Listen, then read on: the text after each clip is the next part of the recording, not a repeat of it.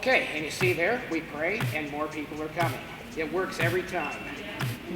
Okay, well, all right, now, I imagine that most of you've heard about the first law of thermodynamics, and you also know that there's a lot of people that like to break the law, and there's some laws you just can't break, thank goodness. And one of those laws is, well, the laws of nature, like the first law of thermodynamics, the second law of thermodynamics, the inverse square law, biogenesis.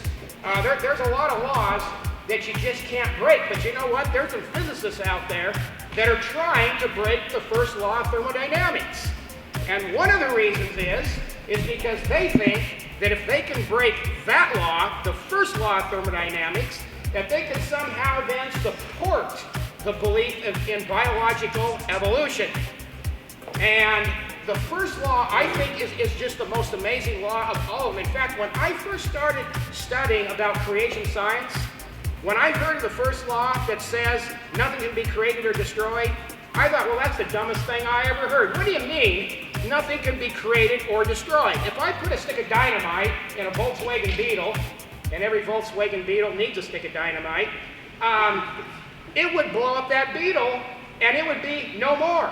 Well, that's not what it means. Okay, so it's more like this.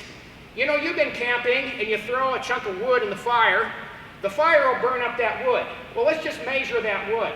Okay, we'll say that wood weighs 10 pounds.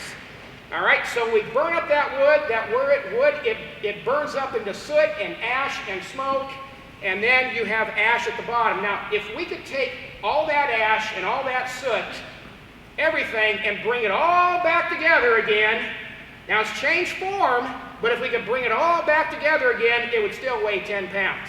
So all you've done is you've just altered the form of it, but you have not destroyed what makes up that wood. Okay? Now, the most amazing thing I think about the first law of thermodynamics is that, well, it's the periodic table of elements. Now, if you had chemistry, you know about the periodic table of elements. You cannot get an element out of thin air. How did we ever get those elements? The elements of the periodic table of elements is a miracle. It's miraculous. Now, they've added to the periodic table of elements by making plutonium out of uranium. So you can get elements from elements, but you can't get an element from nothing. And you see, that's why the first law of thermodynamics is so amazing, is that you can't get something from nothing. You see, there are people who believe in the scientific impossibility that everything came from nothing. That violates the first law. But what's also neat about the first law is what I'm going to demonstrate here is Newton's 3 laws of motion. So the first law, it coincides with Newton's 3 laws of motion.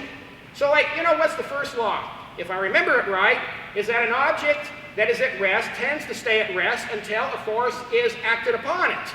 Okay? Kind of like I have these 3 eggs right here. You know, the egg is faster than the eye.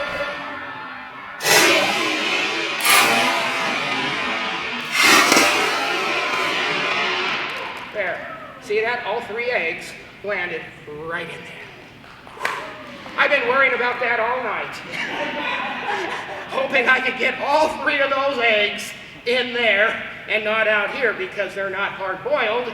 They are raw. Okay, so that one worked. So there, that was the first law. Okay, we're going to venture on now to the second law. And what's that? Ready for you, I know. Well, anyway, it's not a big deal.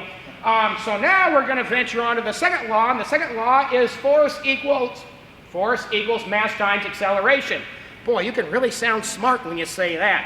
Force equals mass times acceleration. If you can say that, you can sound smart. You may not be, but it sounds smart. So, let's see, got to get out a ball here.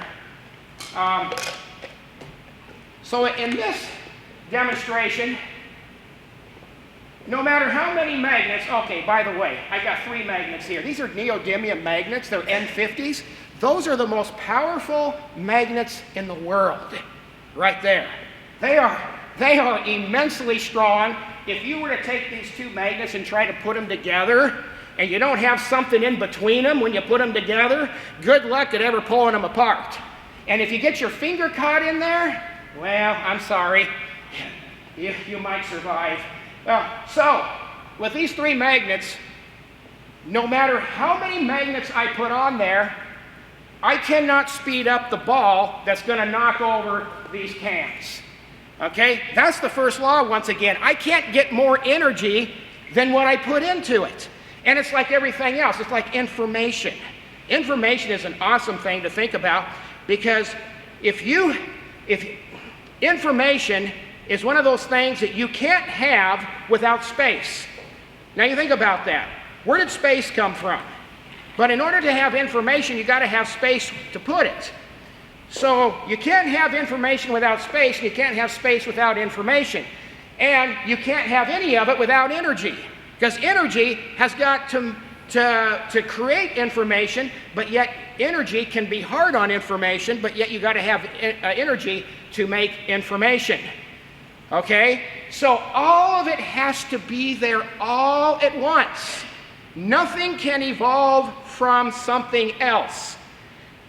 And so the point is how did you get those periodic table of elements? It's a miracle, because God is outside of time, so he can violate the first law of thermodynamics, make all those elements that we see in the periodic table of elements. So the elements are a miracle. Space, time, and information, that's all miraculous. Okay, so anyhow, I'm just going to roll this ball. By the way, it's called a Gauss gun. Did you pick up that ball for me? Thank you. All right. Yeah. Now for the fun part. Now you better get this on camera. I'm going to fire you. That's my trusted photographer. I don't pay him a thing, but he better do it right. Yeah, he will. Okay, so I got all these rockets loaded up with methanol, and this is just another force equals mass times acceleration. So in other words, you know, if you know the mass and you know the acceleration, then you can figure out the force. If you know the force and you know the mass, then you can figure out the acceleration. See? Okay, you can sound real smart that way. So here we go. Without further ado,